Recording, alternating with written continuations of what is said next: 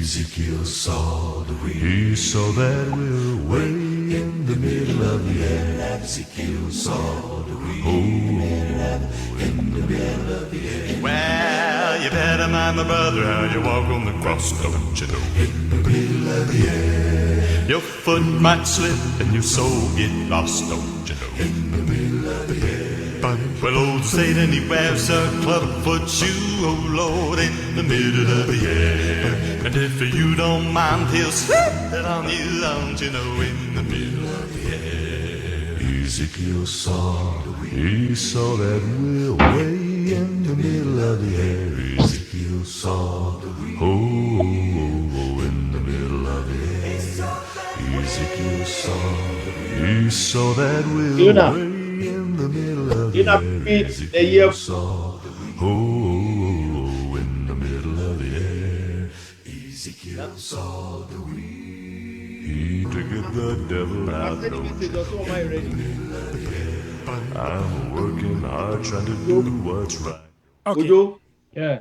what's any message? And I pray the Lord he'll help me win this fight, don't you know?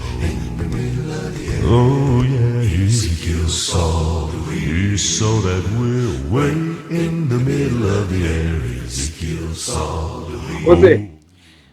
Pastor Joe, I don't check camera now. Me a chow tiso kakra.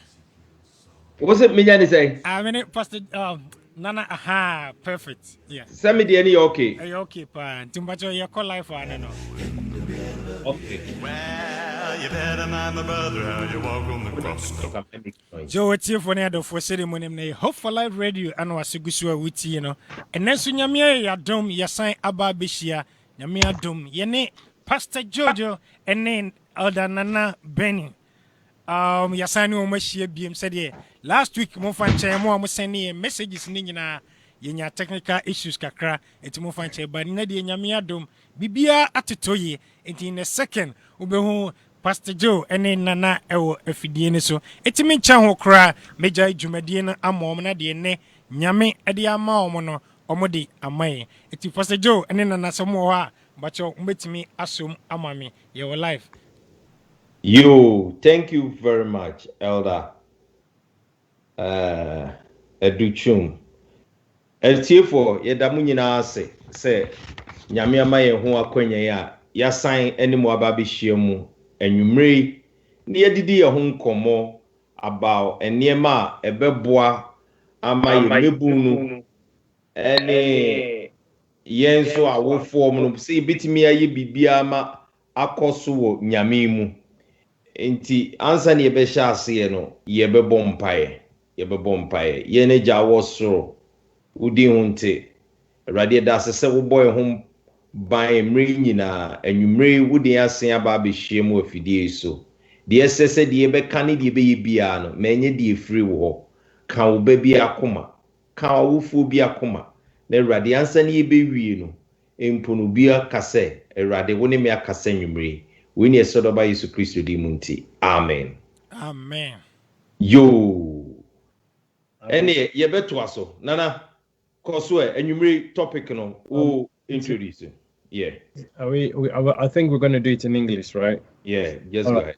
Okay, so you can mix it if you want to say it in three. One of the hardest thing, or one of the most saddest tragedy of life is a parent losing a child, and it's even worse when your child is not just lost, but actually your child is alive, but your child is going in a course. Your young person is going in a direction that you don't want. You know that where they're going, it means death, it means destruction, and everything you have hoped for, like, bringing your child to Europe or to America, hoping to make something out of the child's life. And you see that life just slip away in terms of the association that your child is having, or the kind of things they're indulging in, and you don't want to visit your child in prison, you don't want to visit your child in the morgue.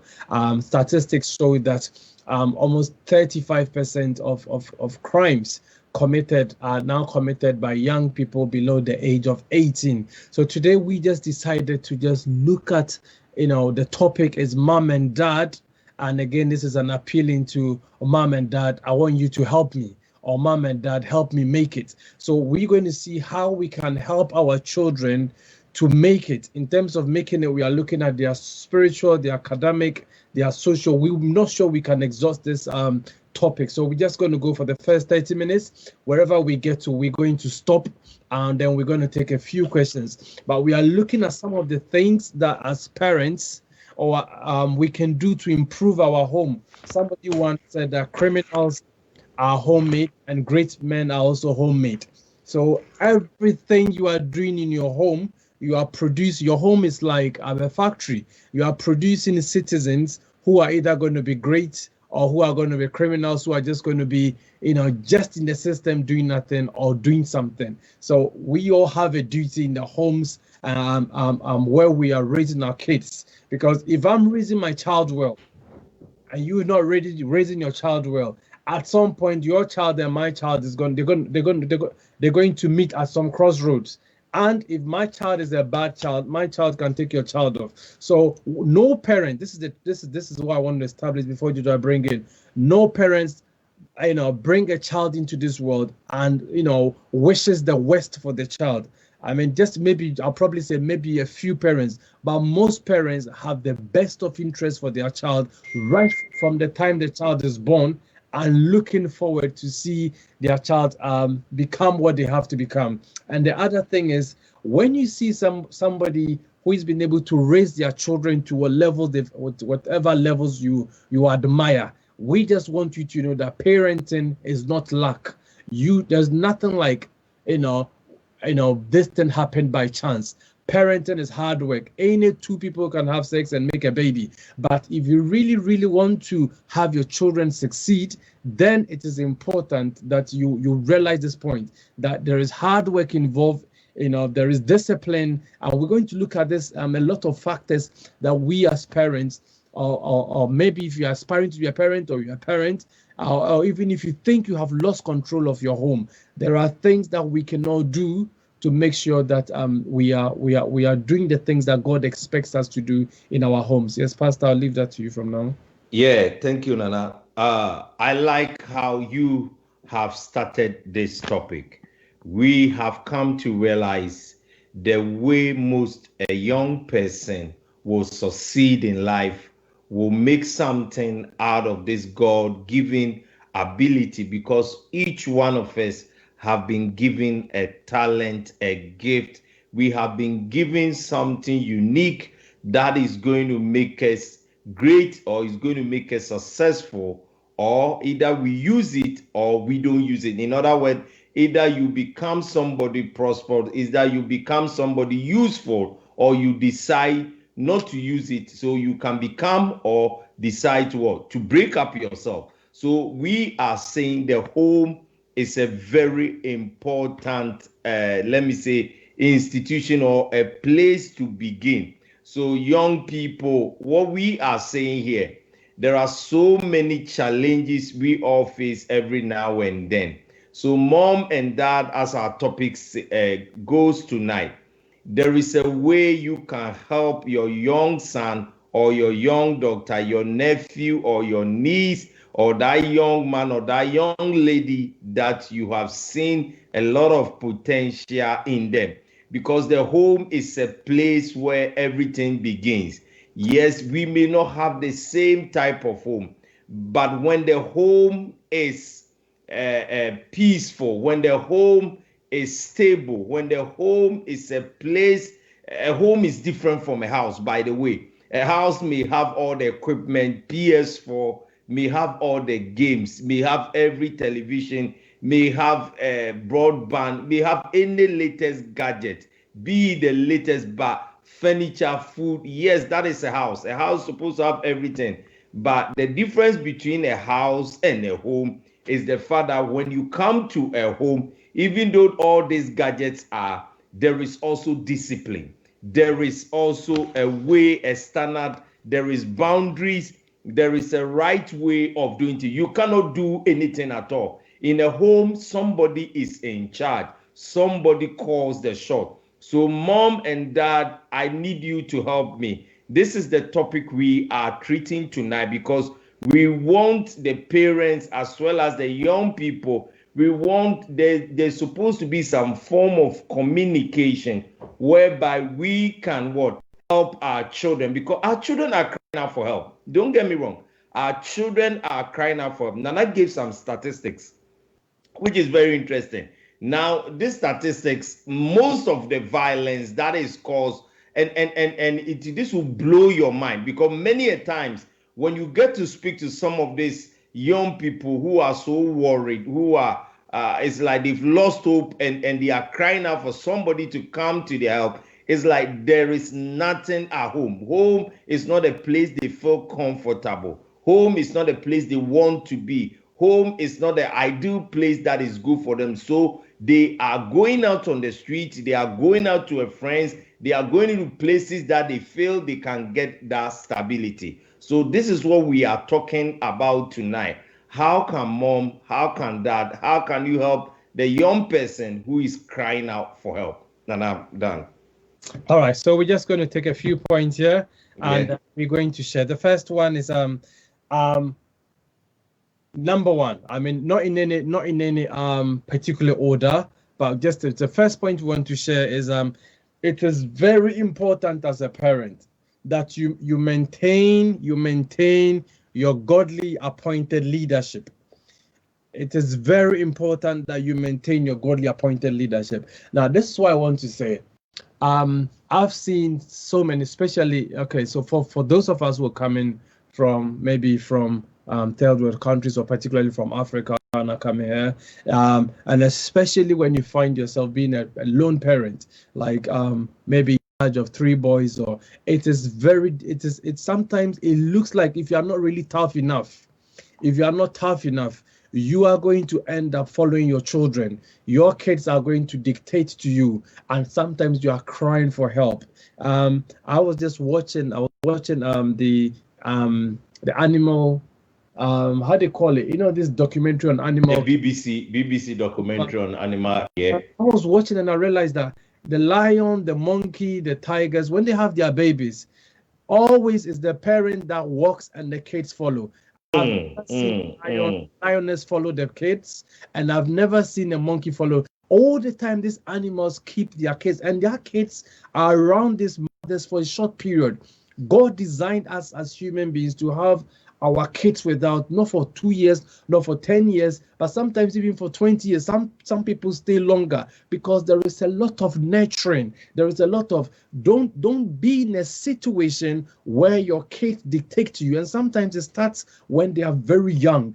When you see them doing anything that they need to be reprimanded, and you just follow, because sometimes you feel that you have to follow for them to think that no. Your children are dependent on you for leadership. They are dependent on you to direct them. This is how God designed the home to be. Once you hand over leadership to them, they don't know what they're doing. They've arrived, and this is how you get the car to crash. So I just want to talk. The first point I want to raise is the need for the parents to make sure they are in charge of the home. Not your children leading, but actually you should be the one leading the home. Thank you, Nana. So, Nana, based on what we're doing tonight, let's give some practical points, because we're talking real. So when we talk about you as a parent taking charge, being the leader, leading your children, and not letting the young person or your child lead you, what are some of the practical ways that we can illustrate live on this radio so people could see where we are coming from? Now, one of the things I have gotten to know, for instance, when you lead your child in a home, every home, as I've said, need to have rules. So for instance, in a home, you dad, you as a mom, you as a guardian, you need to set those sort of leadership rule whereby we eat at a certain time. So breakfast is at a certain time, and beside that breakfast being at a certain time, your children eat what you provide. You don't always give them that sort of choice. Tell me what you want and I'll buy. And yes, occasionally as they some of these things will change. But the time for breakfast, and you need to establish simple things like you eat specific time, we eat at the table, lunch certain time. You don't go to your bed and eat. You can go out with permission. You can't come out. You can't come back home anytime you want. There should be leadership. There should be a dad or a mom in charge.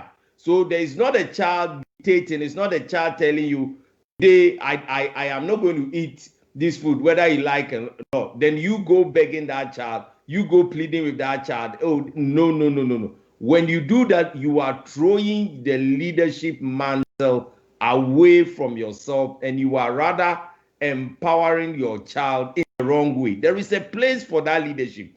There is a place where you can empower the but you need to establish in that home, you, the dad or mom, where there is no dad, one of you is in charge.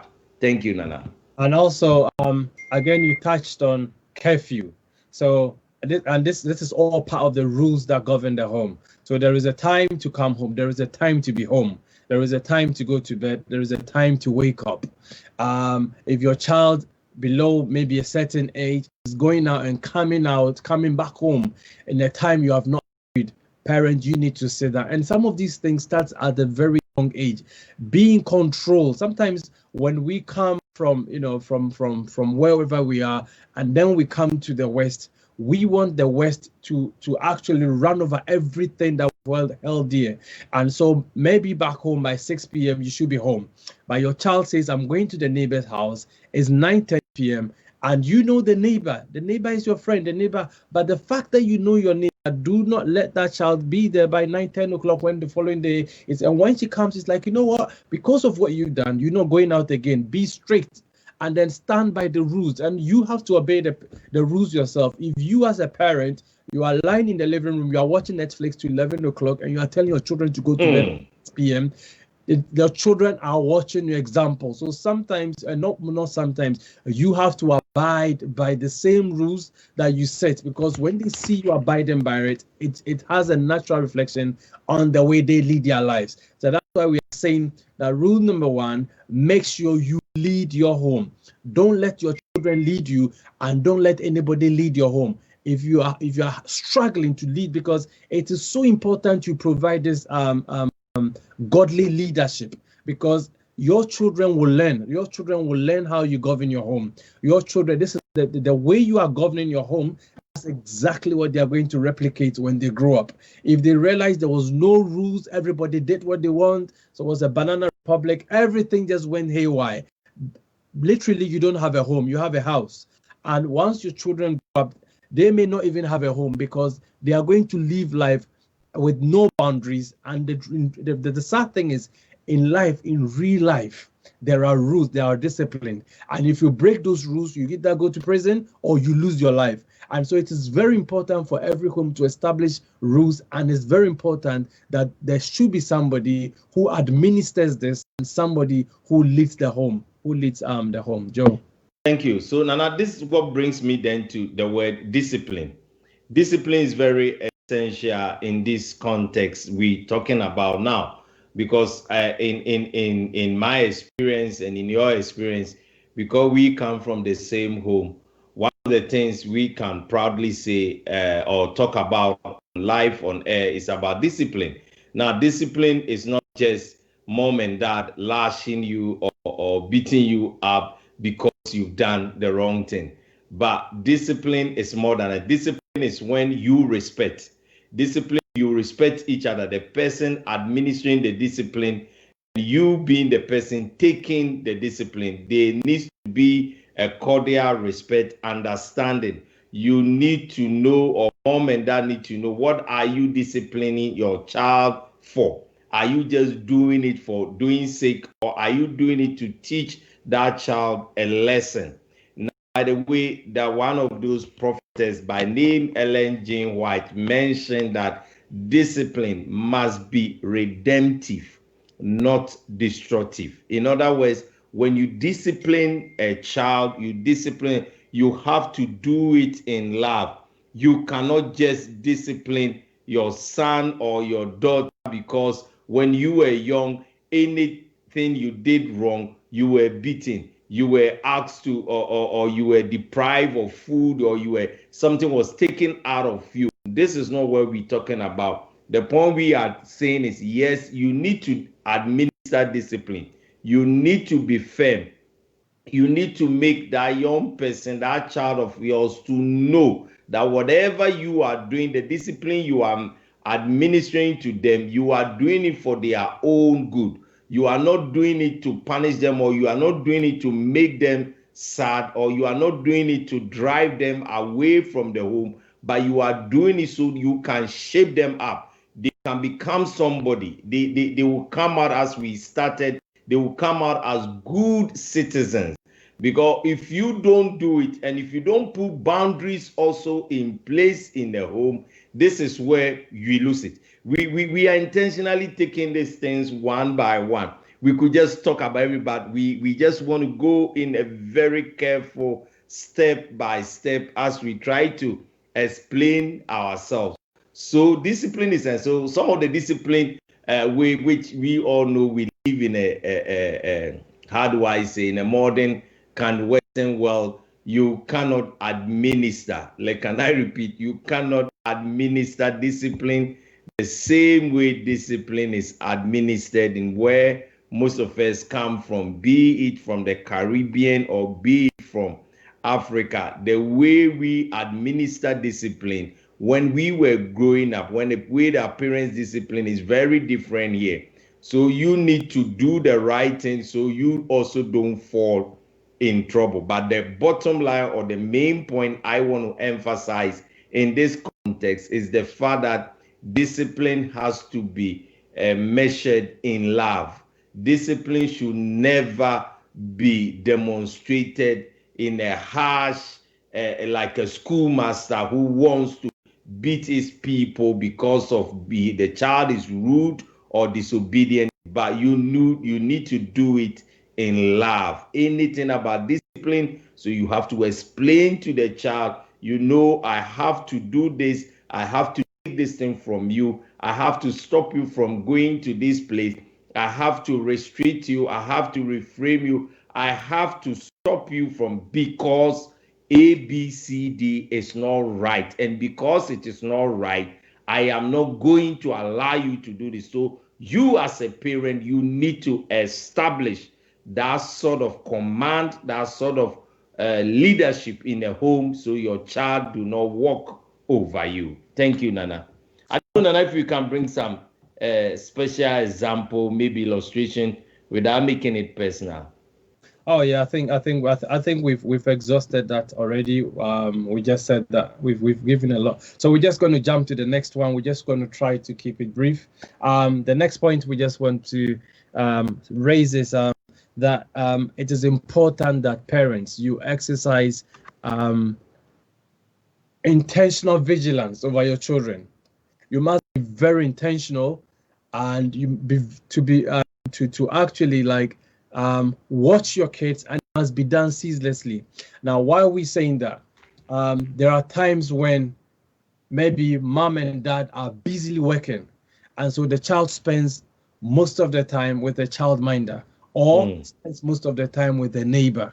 Now, you can do whatever you want to do. That's okay. That's fine. But if you are really looking for Christian, let me say, child training, if you are really looking at the way God wanted you to raise, then please then listen to us.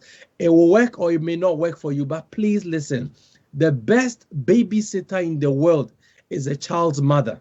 The best, no babysitter can do the work, not your grandma, not your mama, but the child's mother.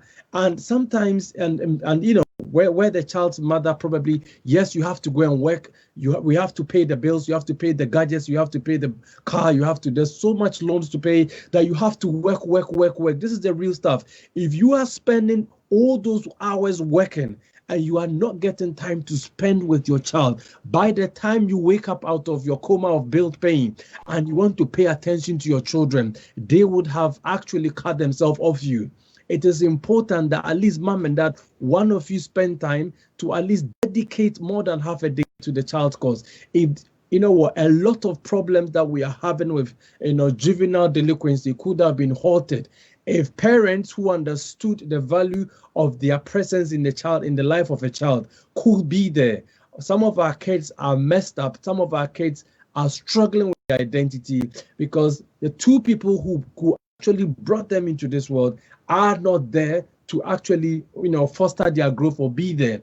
At least if mom and dad, and I'm saying this because these days, we are having a lot of kids who are being born out of wedlock, which is fine, or kids who are being born without a father, which, those are. But then when you have a father and a mother, and both of you are working so hard to be able to pay the bills, please, there comes a time where you have to sit and ask yourself, are we going to put all these financial burdens over our children? And if you really want to see your children succeed, then you must come to a point where somebody needs to cut down their hours to spend more time, because especially when the child is still under, maybe still at age 23, 15, no, under age 15, or even under age 7, or probably even younger, where you can engage. When they close from school, they come home, there is mommy or dad to hug. When they close from school, there is food to eat. When they come home, there is somebody for them to share their story, their pain, their bullying, or even stories that happened at school.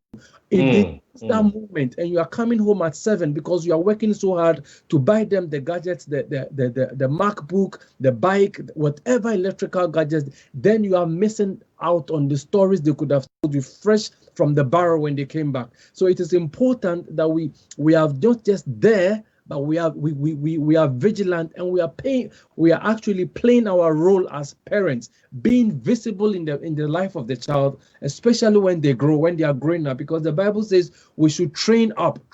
The word train there consists of persistently having some determination, working through patience,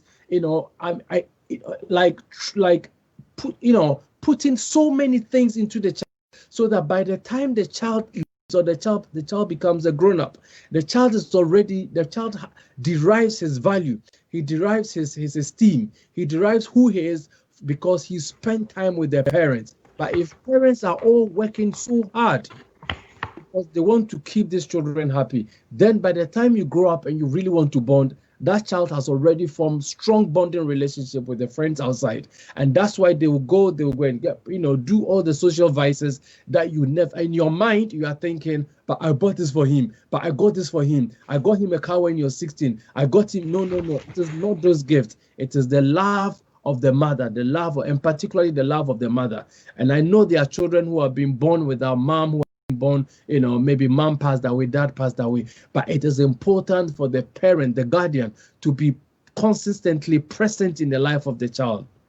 Thank you. Story, but I'll just leave it to you to go. Go on. No, go ahead. Nana, finish. Some few years ago in Canada, we heard of this kids who took up, guns, went to this school to kill their classmates. And one of the things that came out when we were reading the story is even their parents didn't know what was happening in their lives. Their parents were giving the kids enough money to go and buy ammunition. The kids were telling them they were going to buy toys. The parents had no idea. The parents will actually, before they go to the child's room, they are going to ask permission. Can I come into your room? You are paying the rent. You are paying the bill. You need to know what your child, as long as your child lives under your roof, you have to know everything the child is doing. Because if you don't, the excesses from your home is just going to go and destroy other people's homes. Our world is in chaos. We are in a situation where our children are getting out of hand because we have forgotten the beautiful art of parenting. Yes, Joe, please go on. Thank you, Nana. So, Nana have just hit the hammer on the nail. So, Proverbs 22, verse 6, the word of God says, what? Train up a child in the way he should go, says your Bible, and when he's old, he will not depart from it. This is a very important word of God. Train. We all know what the word train means. Train means you are teaching. Train means you are imparting a form of knowledge. Train means you are making sure there is an observation of certain rules that needs to be adhered to. Train goes very, very broad, but train. You are not just training that child anyhow, but you are also training that child in the Lord. We need to emphasize that point, because as Nana explained, one of the first things you can do is what? You need to be vigilant. You need to be very vigilant. You cannot allow your child to live and do anyhow they want when you are the parent in the house. So when Nana come in, all right, see what you want to say. These days, what parents do, and it's okay. Like, oh, I'm taking my child for. I mean, children come to parents. I'm going for a sleepover. If you don't know the home your child is going for a sleepover, please say no. Stop it. This is where you go and learn things. They go and see things and come and implement in your home. You know, and if you can, just because you want to have time to do your stuff, don't just be sending your child away, because when you go and things happen, he's not going to come and tell you. And don't be fooled by thinking my child tells me everything. You have no idea. When you were a child, ask yourself, were you telling your mom and your father everything you went through? No way. No. So if you can't form a protection, and I also want to say this, parents, you know, the Bible says that children obey your parents in the Lord. But then there is the part of that chapter, it also says parents do not provoke your children to anger. So many parents are provoking their kids to anger. In fact, there are so many parents who, because they are angry at each other, or they are angry about their finances, angry about something, about, you know, something relating to their job, or even angry because probably they don't love mom and don't love dad again, and dad don't love mom again. You are taking your anger on your children, and it confuses them. They ask you simple question, and you meet their soft question with anger. When they haven't done anything, you just want to beat them. You want to beat them just in case they do it. And you are filling these children with hatred, with rancor, with anger. They go to school, it's affecting their grades. And daddy or mommy, you are not aware that you're consistently shouting your anger. It's confusing your daughter, because of your daughter is going to look for love outside. Your daughter is going to find a boyfriend, somebody who can actually show her love. Your son is confused because he can't even sit with daddy to have a conversation, and because the two of you are fighting, you know, in the Akan proverb, or they actually say when two elephants are fighting, it is the ground surface. When the parents are angry and upset and shouting and screaming and there is no peace at home, remember, you are not just destroying yourself, you are destroying the future. In your home, your children are cowering, they are scared, they don't know what to say to mom, they don't know what to say to dad, and they are looking for the nearest opportunity to leave home. If you are having marital issues, please find somebody, talk about it. If you love your kids, protect your kids. Don't drag their innocence into your walls. It is very unhealthy for them. Thank you, Nana. So going back to what I was saying, money is not everything. You can go out to work, have the money, is good, but when it comes to raising of children, when it comes to the kids trying to look for love in their parents, we are pleading with you tonight, you need to be there for them. You cannot leave the responsibility on one of your elderly children to take care of the younger children. You have to be there. The vigilance is very, very important. Now, I give this illustration. I once upon a time, I took my 10-year-old son to the park with his school friends of his. Now, when we got to the park, I didn't want to get in their way, so I intentionally stayed away from whatever they wanted to join on the swings or ride their bicycles around. Then I saw this other guy who was the same height with them. Unknown to me, he was older than my son and the other his friends from school, and so the guy wanted to ride their bikes. He didn't come with a bike, but I think I had my bike, so I gave my bike to the guy to ride along with them. After about 30 minutes, my son comes up with his friends, and I noticed they didn't want to play with this child. So when I made a little inquiry, I said, "Why are you guys not being friendly?" He said that as soon as we went back that corner, he's smoking and he's got cigarette and he got certain things. He's asking us if we want to join him. Why am I making this illustration? Just imagine if I had not gone to the park with my son and his friends. yes, they would have said no, they would have walked away. But one of the lessons I quickly picked, sometimes you are doing your best at home. Sometimes you will do everything right. But can I say something to you? You need to be there, because chances are, if I had not gone to the park, or my son could be in anybody's company, and all that they would do is, this is it, why don't you just try it? Just one puff, and that is it. And I know of young people in London at the early teens that have been the drug laws, or those guys who do that. I rather using them. The point I want to make here this evening, the Bible says, and I just speaking on a biblical point, train up a child the way he should go, and when he is old, he will not depart from it. So what do I mean by train up a child? We grew up in a home where morning devotion, before maybe I could even understand what the morning devotion was all about, I know at a certain time in the household, we had to come and pray. Whether you are ready or not, you need to leave your bed, come, you sit, dad takes over, or mom does the devotion. There was a book we read. Sometimes they will ask each one of us to pray. Sometimes they will do the prayer. So what the point I'm making, they instilled the aspect of worship, praying, and then they will also break the devotion aspect, whatever we had to do to us. So worship, they made sure worship was meaningful. Let me repeat the word. Worship should be meaningful. Worship should not be forced. Worship should not be conducted in a way that your kids will hate even coming to sit down to listen to the word of the Lord. But worship should be conducted in a way that will encourage the children or your young people to join in. You can sing, you can read a psalm, you can read a devotional book. Don't make it too long. So they instill worship, they instill prayer in us, and then they also made sure we recited the Bible verses. So by the time I was of age and I could now pick why we do this morning devotion, because it was a routine in the house, I didn't have any problem.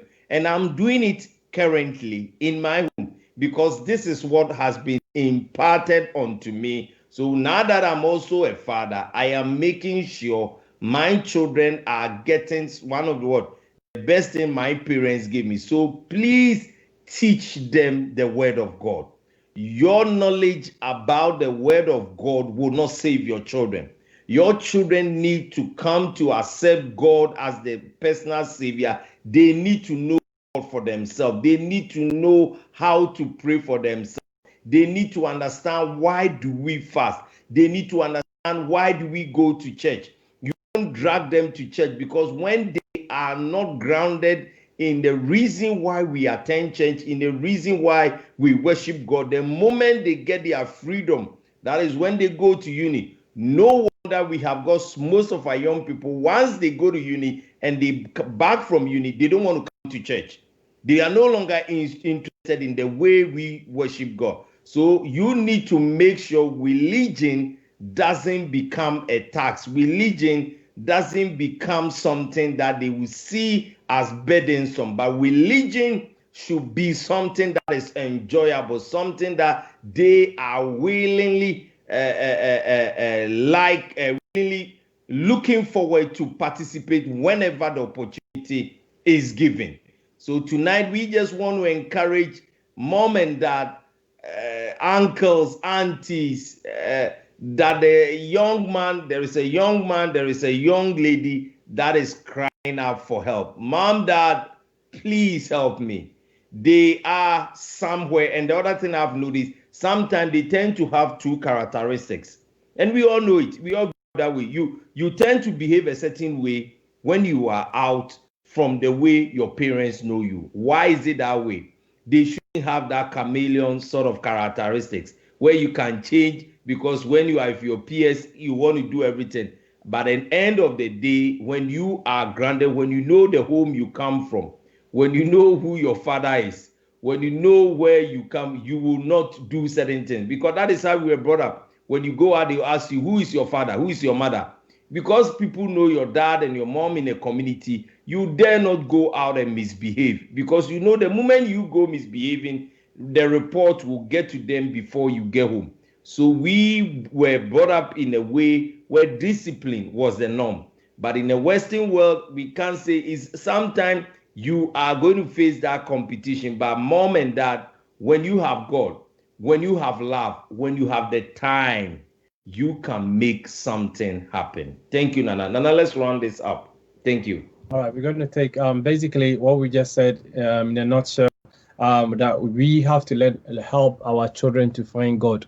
And what we mean is make sure you have daily morning devotion with them, teach them how to pray, teach them how to recite memory verses.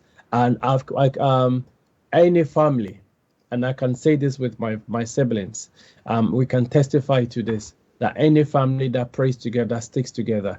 If you want your kids to grow up as a united family, if you want them, there are families that don't talk to each other, there are families that don't see eye to eye. If you want to avoid any of these happening, where your children will hate each other growing up, or they'll grow up to dislike each other and not be at peace with themselves, it starts with family prayers. Once you begin to pray together, you remove that speck that the devil will put in your way to dislike each other, and it starts calling them this morning, call them early, pray with them, pray over them, pronounce blessings over your children. Some of us, every time we open our mouth, we are cursing our children. We are insulting. You are stupid, especially if you have broken up with nothing good will come out of you.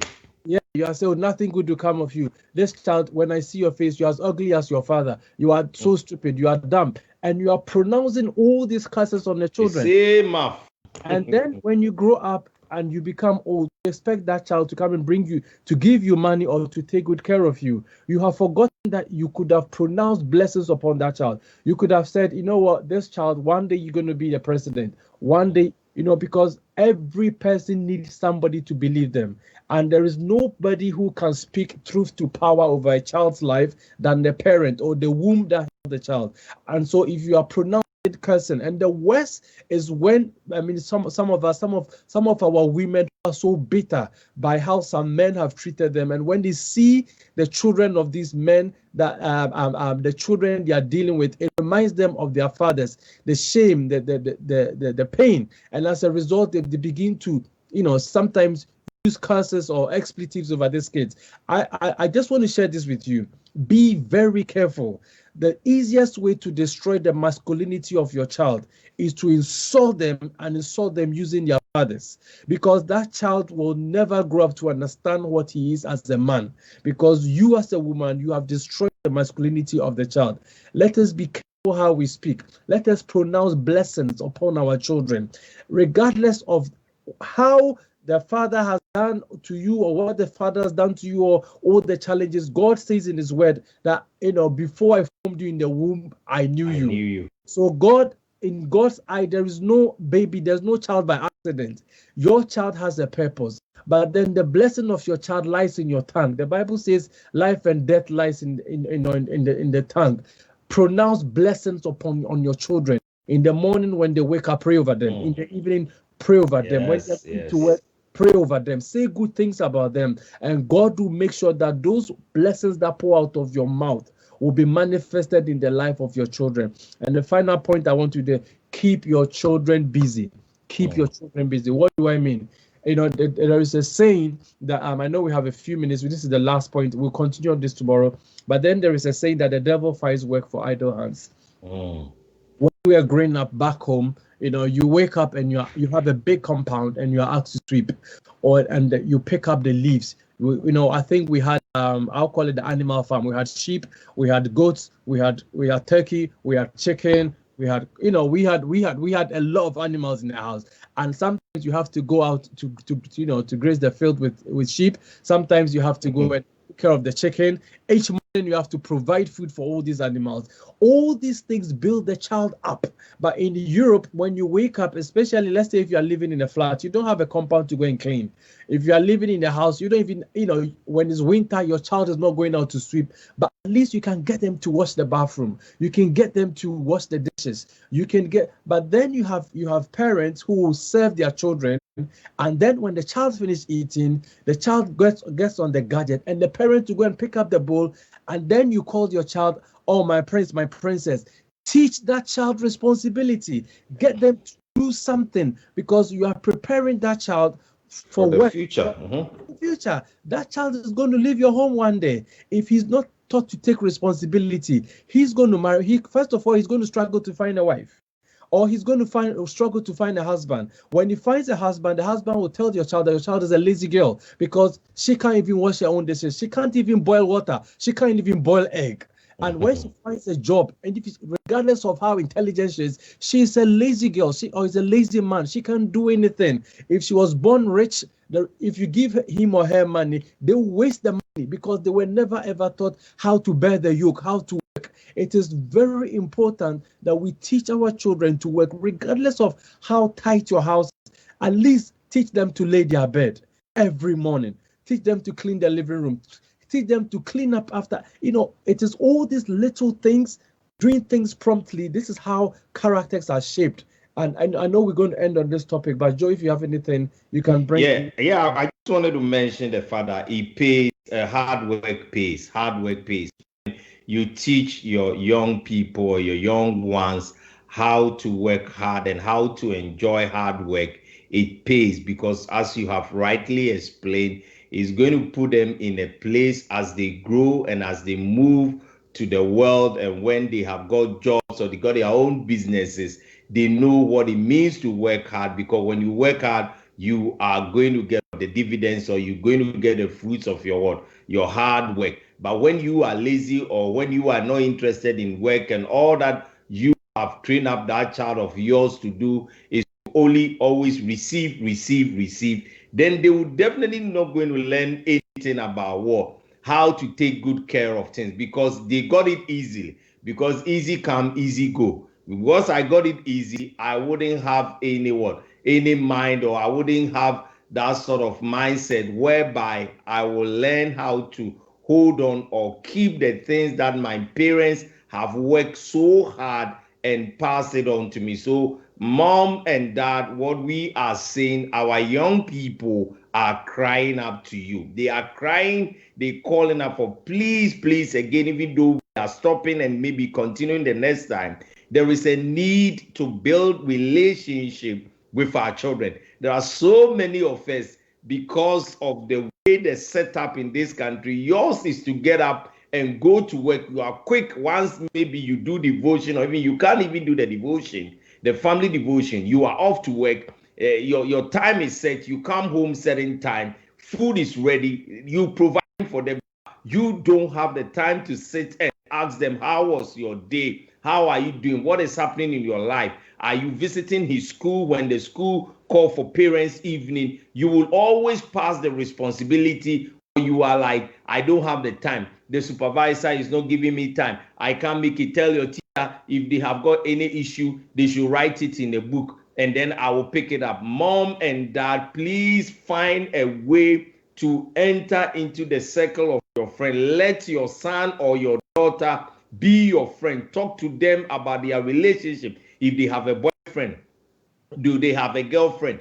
What are they doing? If you get into them, if you make them your friend, if you are able to form that relationship, they will inform you or tell you most of the things that happen in your life. I know we didn't have this sort of setup when we were growing, because how dare you dare not go to your parents and speak to them about sex and speak to them about certain things. But what I have realized, there is very important when we will be able to build a relationship whereby our children can easily and openly approach us when they discuss what is happening in their life, what are they thinking about. Because when you have them, then you'll be able to direct them. But when you don't have them, somebody else will train your child for you. And then that somebody else mostly is their own peer who will not give them any advice.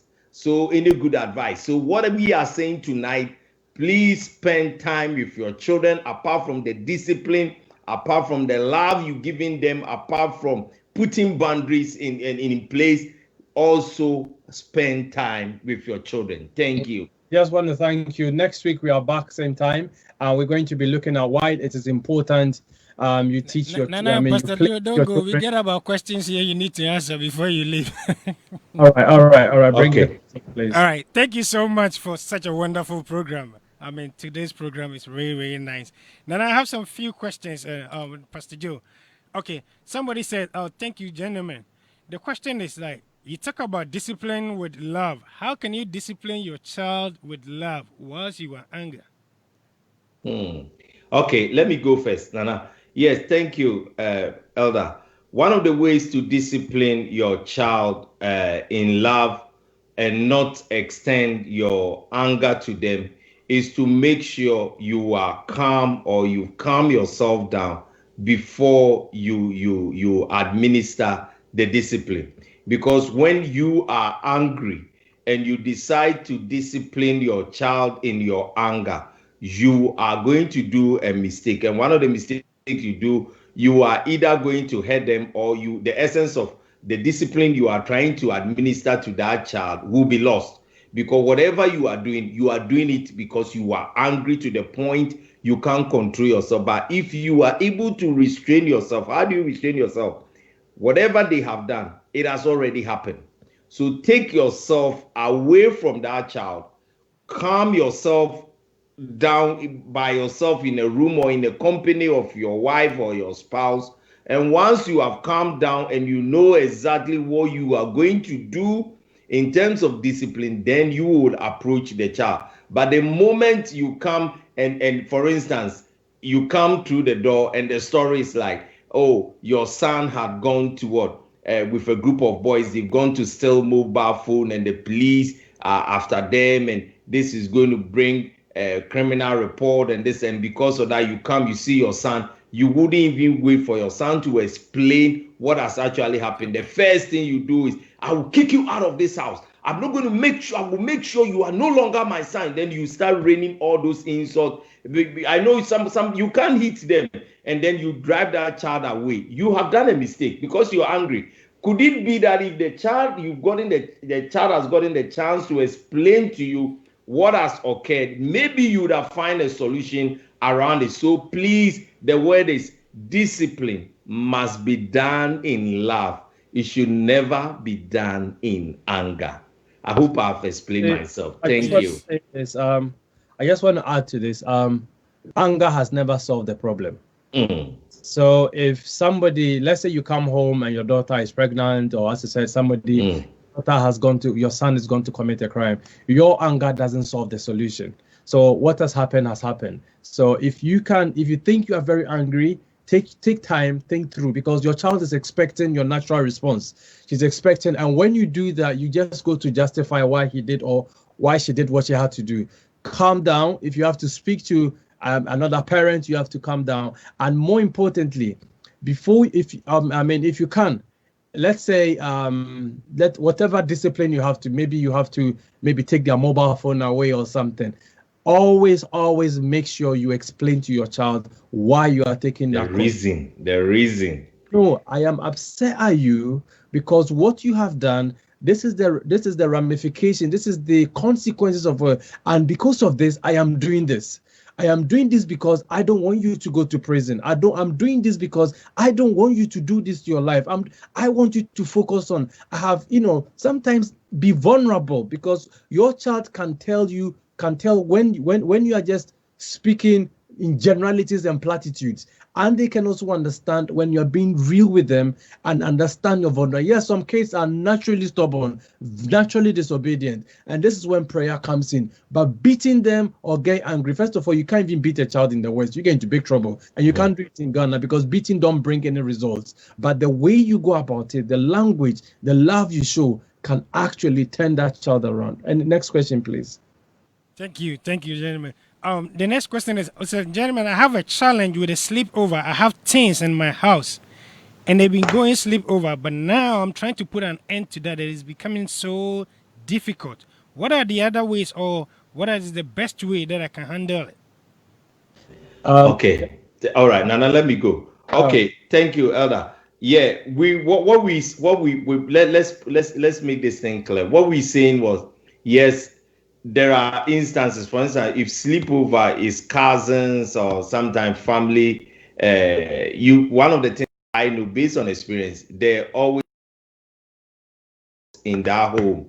Somebody needs to supervise young people when they want to do that sleepover. Don't take anything for granted.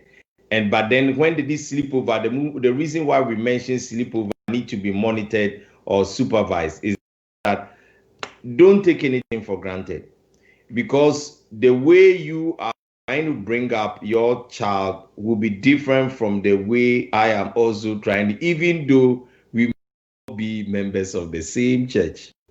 I am not trying to paint anybody back. I am not saying anybody family is not good, but just for the sake of preserving what would be the right word, making sure none of our children get to pick anything that is uncalled for. You have to make sure if this sleepover is going to occur or is going to happen, make sure there is a responsible adult around who knows exactly what is happening. But if it becoming occurring, there is a way you can break it discreetly. And one of the ways to do it is to find another event instead of this sleepover. We can go to the field and then have a game, or we can have a competition who can read this sort of books at this. So if you are reading books, you read a book in your house, I read a book in my house. And at the end of the day, if you prove to me you have read the books, there is something I can give you, or if you are able to pass your exams, I will make sure I have a surprise. Find a way to break that cycle. But if once in a time they want to have this sleepover, it's okay, but make sure you have a responsible adult. I just want to say this. I would not encourage. I mean, looking at what is happening in the West, I would not even encourage you to send your child to anybody's house for sleepover. And I'm going to differ from what Joojo is saying. He did say that yes, if you know your cousin, if his brothers, maybe that's fine. But sometimes, don't start something you can't stop, or don't start something you can't control. If your child is beginning to go to sleepovers at the age of 8, 9, they are going to, whether it's a church member's house, the next time it's not going to be a church member's house. The next time she's going to go to, because you allowed her to go and sleep in a church member's house, next time she's going to go to a school friend's house. Next time not going to be a school friend's house, it's going to be the neighbor's house. And as Joojo said, the values you are probably trying to espouse in your children, that is not what the neighbor is teaching. I mean, we all read, I think a couple of years ago, a young girl had gone for a sleepover, in a home of a trusted neighbors. But then unbeknown to that little child, who was 11 years old, there were other 2 girls who also had come for the sleepover. But then they had planned to kill their friend who was 11 years old and sacrifice her to this caricature. They called it, I've forgotten it, the Sledger Man or something. Big news in the States. But I'm just saying that there is a lot of wickedness in our world today. I'm not saying everybody's house is wicked. You don't know what is happening there, but most of the stuff you are trying to protect your home from, don't start it. Because if you start letting your children go to sleepover by the time they are young, don't try to stop it when they are 12 or 13, 14. So you stop it from the very end. But if you've started it already, it is now time you have a conversation, because the easiest way to bring foreign values into your home is when your children go and sleep, because maybe in your home by 7 o'clock they are asleep. Maybe home they don't eat late at night. They don't watch movies at night. In your home, you don't let them watch some programs on TV, something. But then where they are going, 11, 12 o'clock, they are watching things. 11, 12 o'clock, they are watching pornography. You have no idea. Your innocent child goes and comes back, and you probably think she's telling you everything. No, she's learned something that she knows that when she tells you, you are not going to let her go to that house again. And the fault is you allowed her or him to go. So stop it. Don't let anybody, like my child, the only place my child has slept is my brother's house. And she slept there because I was there with my child. So we are there together Christmas, period. Apart from that, she'll come and say, Daddy, my friend, no, whether it's a birthday party, parents, stop it, because this is where a lot of foreign values are being introduced to your home that you never signed up for. And once you start it, you can't stop it. Next question, please. Thank you. Thank you so much. Ama Santua, thank you so much. Ama Santua said the family values is the word. Every family have a values. Okay. Yeah, thank you so much. Don't encourage sleepover on any another. Okay. Pastor Joe, another there's another one. It said how can we no. Okay, the other one. Okay. He said you said we need to know whatever goes on in our case room. But nowadays it's difficult to find things because they hide their stuff in their backpacks and how can we know everything in our case room? Thank you. Yeah, it's one of those things you cannot give a full answer. But what I would say, this is how to do it, because I believe before I can talk about something I am practicing or I know how to go about it. The first place to start is what I said earlier on. You need to build a relationship. And relationship building is the way I can sit with my child and we can watch TV together. That is, when I say TV together, they are program, they are choice of program. I intentionally sit there. I may not like the program because some of these are just a little bit childish. They are watching a high school, let's say one of those high school movies, and I'm sitting down there. We are watching Lion King. Some of this animation is not my deal, but because I'm trying to build a relationship, I will find time, cut everything off, and I will sit. Because I notice when that child of mine likes, gets to know that I take interest in what they like, then gradually they become warming up to me. So the next time, yes, I have got a game. We've got a game in the house. I've never played a game, but I've learned now to play 1 or 2 games, or I'm learning 1 to 2 games with them. Because when I get to play 1 or 2 games with them, again, they are getting to know Daddy is cool. Daddy knows how to. The next time I will invite them. We go to the park and we do something together. It takes time.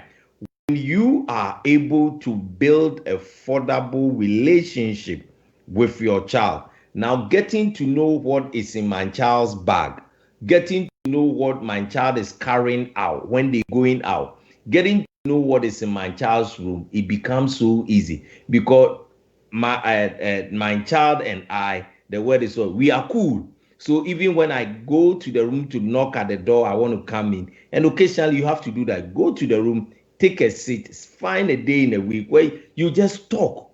You just talk. Don't put that child under any pressure because you just want to get to know them. They have to getting to know them. What I mean, they have to trust you. The word is when the child trusts you. They trust you that they can tell you everything. And when they talk to you, you are not going to shout at them. You are going to reason up with them. And then they will be able to build a conversation with you. There is nothing under the heavens that child will hide from you. But if you don't work on this relationship building, which as I said, it doesn't happen overnight. It takes time. And you will realize that child of yours was always longing or looking for when they are away from you. They always want to communicate with you. When they are home, they always want to chat with you. I hope I've answered the question. Thank you. I just want to add this to it. Depending on the relationship you have with your child, again, if you have a very good relationship with your child, then you can, the child will naturally share issues with you. If you know the relationship is bad and you are suspecting things, especially when you see your child is beginning to show properties that you never paid for. You know, child is a girl. She comes home with the Louis Vuitton shoes, which is worth £100. She's owning the next mobile phone, the latest mobile phone you never buy. Now that should get you worried. In that case, when she's not home, you as the parent, you have every right to ransack the room. And now, if a child wants to hide something from you, they will hide it. Easily. If he knows you are going out, if he knows she's going out, she'll probably throw the thing in the backyard and she's going to walk through the front door with nothing. She gets outside, pick her clothing, wear what. So again, it boils down to trust. But It's then trust. the relationship is, and you have to be worried because the kind of friends they are keeping, and then you have to take extreme measures, because if she's going the extreme, or if he's going the extreme way, you then have to now start taking the extreme measures. Next week, I'm going to share some serious parenting tips that I've seen with Ghanaian parenting, or maybe African parenting, that I think every parent needs to consider, especially if you live in the diaspora. You have to consider this. If you are really seeking to change your life, your son's life, to live in a particular way, please, all of us need to consider it. The Asians are doing it and it's working for them. Next week, I'm going to talk about it. But again, it all boils down to having a deep relationship with your child. Next question, please. Okay, thank you so much, Eda. Another question is, they say like I like the part of keeping the kids busy, but the question is, now all the kids are holding gadgets like laptops, iPads, and phones. They spend a lot of time on that. How are we going to deal with this? Because they are kind of glued to all those gadgets. Now, first of all, we bought it for them. First of all, we bought it for them, and it's true. It is important because my daughter has. I mean, if you come to my house, there's a MacBook, there's a laptop, and there are about 5 or 6 gadgets, and we are about, and we bought it for them. But I just want to say this. I before the lockdown, I decided to do something that, because I was going to be home, so I went out and I bought all these games. And guys, I want you to really listen to this. My daughter realizes that every afternoon, daddy will come and mommy will come, and we all sit together, and then we all start playing games like Ludo, Snake and Ladder. Now, you probably think it's nothing, but it began to mean a lot to the child. She will put her laptops down when he say, and she'll rather call mom and dad, let's play together. One day I said to her, darling, do you know why we play these games? She says, no, tell me, daddy. I said, listen, I am not just playing these games. I'm not just playing with you to bring the family together. It's very important. I'm not playing to show you, but I also want to show you something, that when we play a game like Snake and Ladder, this is how life is. Life is full of competition. Some people will start and they'll get to the top and they'll never even reach. Some people will start and they'll fall. And I'm using the game to explain things about life to her. Sometimes we will go on the park and you are taking her away from the gadget. I'm just saying that as parents, yes, our kids love it. To be honest, these days, if you tell them to go on the park, they'll say, huh, to do what? Why am I following you? If you say, let's play this, huh, to do what? Everything you come up with, they have a question. Maybe, for me, like there was one parent, I said, listen, why don't you, before you even you don't have to take the gadget off force. It doesn't work. Reason with them that, listen, we need family time.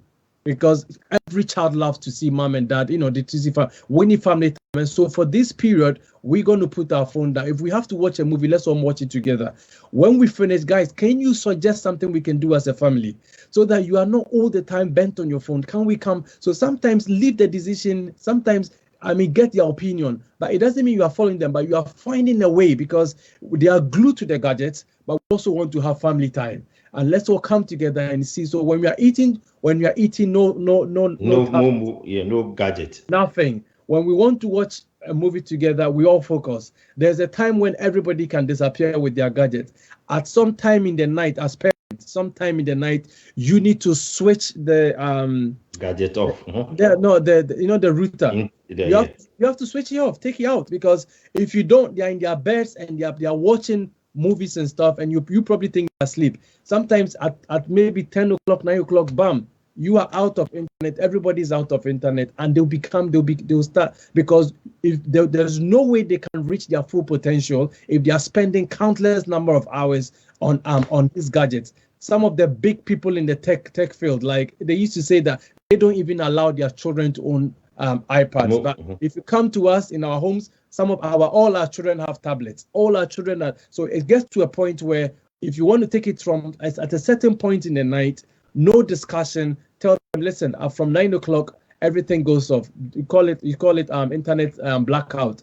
Switch it off. They are forced to sleep. They wake up tomorrow. Their brains are refreshed. They go to school and they do well. Joojo, if you've got anything to say, please come. I think you've said it right. So in other words, we have to be very intentional about finding a way to get the gadgets or reason up with them to lay the gadgets down so they can give themselves a break from this gadget. Now I'm sharing something openly. I know of a mother who has got the son is actually addicted to one of these gadgets.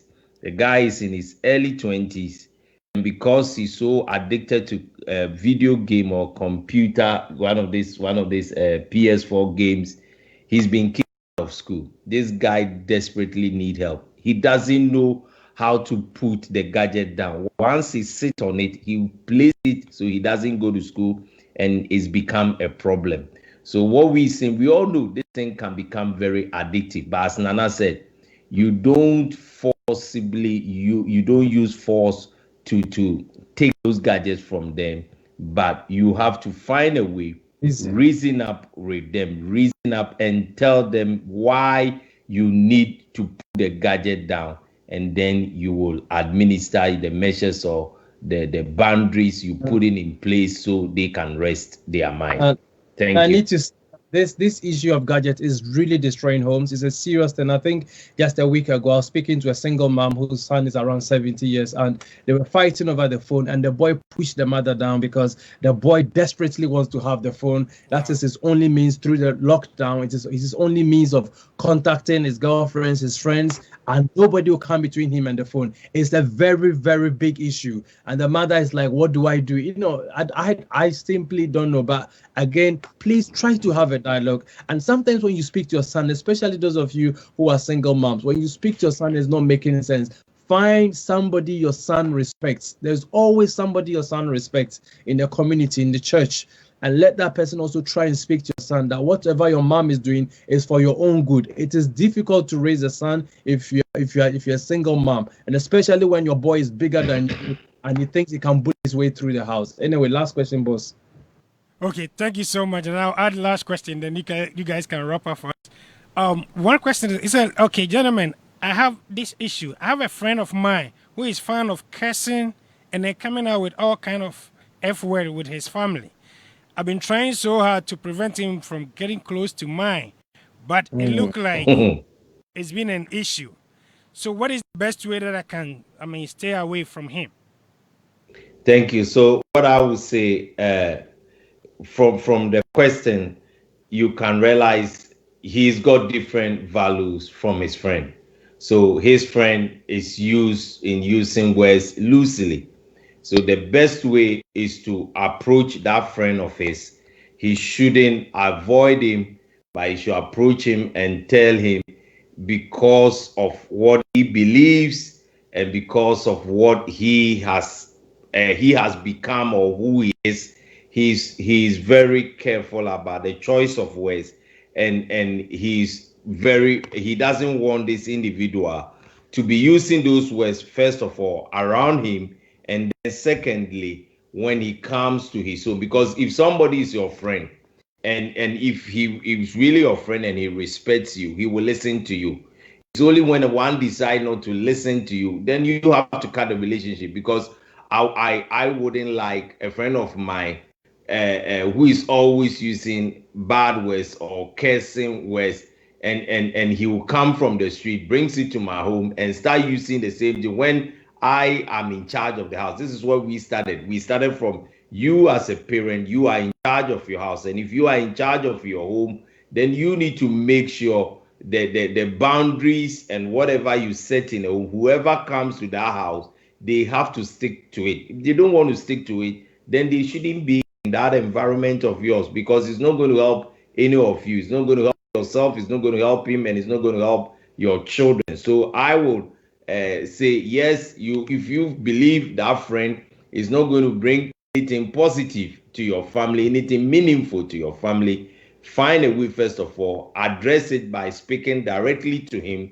And if you can't do it, find somebody and then bring the three of you together and just reason up and then move it from there. But don't allow someone that you don't believe in what he's doing to bring it to your house. Then the other side is, which I would say is, remember, God has given all of us as what? The power of the tongue. The same mouth or lips that you can use to bless somebody, you can use the same mouth to curse somebody. So when it comes to blessing, God has given us, for instance, man, you are the priest of your home. you should be able, and I said it earlier on, when you pray, you bless your children, you bless your wife, you bless the entire household. This is how the Jews used to do it in the Old Testament. So if you can bless your children and the blessing is fulfilled in their lives, and they are able to make it because God has what? The pronouncement of your blessing you gave them, it has been fulfilled. Then why are you using the same mouth to pronounce curses upon them? So what I'm saying to you, or what I'm saying to all of us who are listening, because God has given us this rule, mom or dad, where you can pronounce blessing upon your children, avoid using curses. When you are angry, hold your mouth, hold your mouth, hold your action. And there is a text that says, well, especially when it comes to you and spouses, say, let not the sun go down upon your wrath. The same way as you said, parents, do not provoke your children. There is a way to administer discipline. There's a way to make peace in the home, but somebody needs to initiate it, and you have to be intentional about it. Thank you, sir. Thank you. What did you say? The person asking the question, was it for himself or his son? No, He was talking about he have a friend who keeps coming out with F word and cursing his kids. So he feels so bad, like if he get close to him, he's gonna do the same thing to his family. Yeah. So he wanted to find a way he can. I just wanted to say this. Yeah. The Bible says that bad company corrupts, right? Yes. And they always say, show me your friend and I'll show you your character. This is not what the Bible says, but we say, if you want to see who somebody is, the kind of people they keep. And then we also know that bad when you have a friend who has bad character or something, it can rub off on you. Yeah. So when you are hanging around a person who is always cursing or swearing, it's a matter of time that you find yourself in a situation, and instead of you to cry out Jesus, you use a different word, okay? Because this is the kind of thing you are hanging around with. Now, regardless of how much you respect this person, you should erect boundaries. If you're a girl and you are going out with a boy who is cussing or who swears at the least thing, it's just a matter of time. Your Christianity is just going to go out of the window. You're going to start using the same. I remember I had a friend, and this person will call, and whenever she calls and she's on the phone, she'll be using swear words. And I said to her, listen, I want you to tell you something. Yeah, my phone is allergic to swear words. So if you swear, it's just going to cut off. She was joking. She spoke one time, pim, I just cut off three times, and she stopped it, because if she wants to talk to me, you can't use those words, because if I don't protect, if I don't guard my ears, if I don't guard, the things come very soon. I'm going to start speaking like that, and those words are not from a Christian. Those words come from the devil. I mean, you can't just be going about using words that bring curse, because the opposite of blessing is cursing, and you don't want that. So I'm just saying, if you are hanging around people who are using words, the Bible says a companion of fools will remain fools, right? So if you are using words that bring things, then those things are going to form you. But if you want to hang out, if you want to be wise, what do? Hang around people who are wise. On this note, we just want to thank you all. It's been a good night, and next week Friday we are back. We're just going to look at the second segment of this, and if you have any questions, please let the producer know, and we are more than happy to come in and then share this with you. Have you got anything to say, Elder Chum? Thank you so much. I have a lot of comments on Facebook. I wish we can go through, especially with Tanara, but I think we can. Okay, go for Tanara. Go for it. Let's go. Tanara gave a nice contribution. He said, our community is too dependent on somebody else to convince our children we have what it takes to reach our own children. I'm keep going. Wow. Yeah, that's good. Yeah. We have what it takes to reach our children. Be a parent, dig deep. Continue parenting is a gift and then responsibility. Nobody can convince our children better than we can. The parents, but it true. Works. Another one is here. It is a parent's responsibility to keep peace. Demonstrate humility. Demonstrate discipline. Demonstrate character, demonstrate love, and then balance, demonstrate communication, raise our children. It's a lot. But then we have few time because the next program is going to start soon. So All right. Then. our couple of minutes, you guys can wrap up for us. Then, Next week. Yeah. if So you we have want to anything thank to wrap up. everyone, and we look forward to you coming back same time next week. I think it's US time 6 p.m. right? That's right. UK time 11 p.m. So next week we are finishing the series. We want to talk about the need why you need to teach your children that failure is an option, because we have young people who easily go into depression and want to end their life the moment maybe they get heartbroken or things don't go their way. We just want to talk about the issues affecting our young people. So next week, invite your friends, invite your family, invite your young people to tune in whilst we discuss this issue, because we all want to be better citizens, not just of this earth, but for the kingdom to come. May God bless you all. And next week, same time. Bye from me and Joojo. Bye. Thank you. Bye. Thank you so much. Thank you also for joining a lot of people today. We thank you all. Sonia, Alma, Akusia, Tenora, Nanadia, Alhaji, Ernest, Adom, Francis, Eric, Amos, Nafisa, Akia, Aka, Grace Archery. Thank you all. Alma Santua, Nana Badu, Akusia, we thank you all for joining. Same time next week, we have a lot.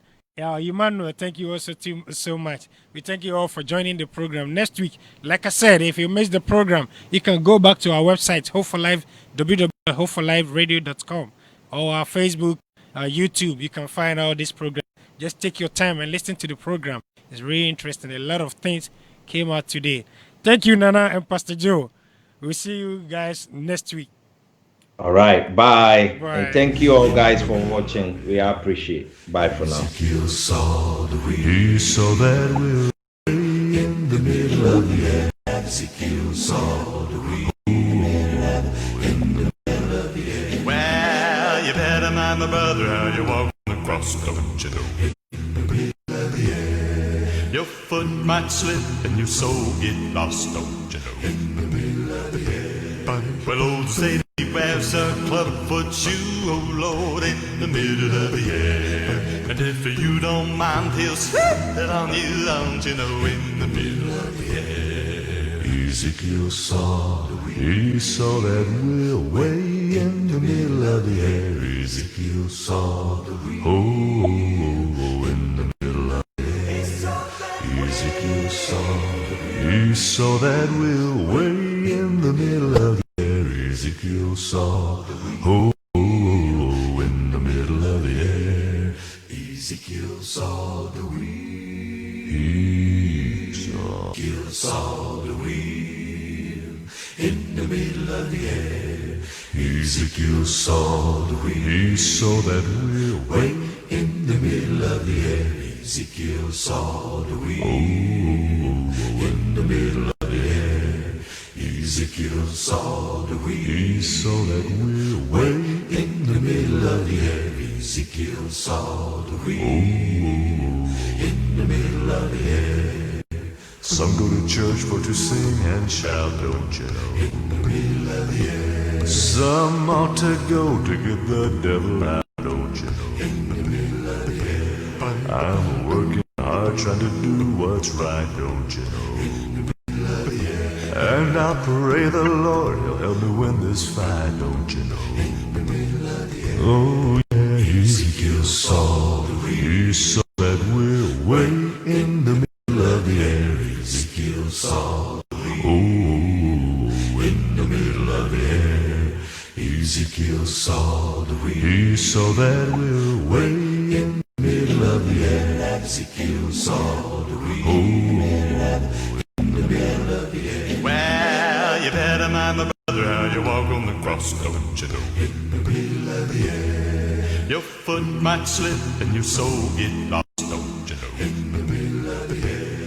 Well, old Satan, he wears a clubfoot shoe, oh Lord, in the middle of the air. And if you don't mind, he'll slip it on you, don't you know, in the middle of the air. Ezekiel saw, he saw that wheel way in the middle of the air. Ezekiel saw the wheel. Oh, in the middle of the air.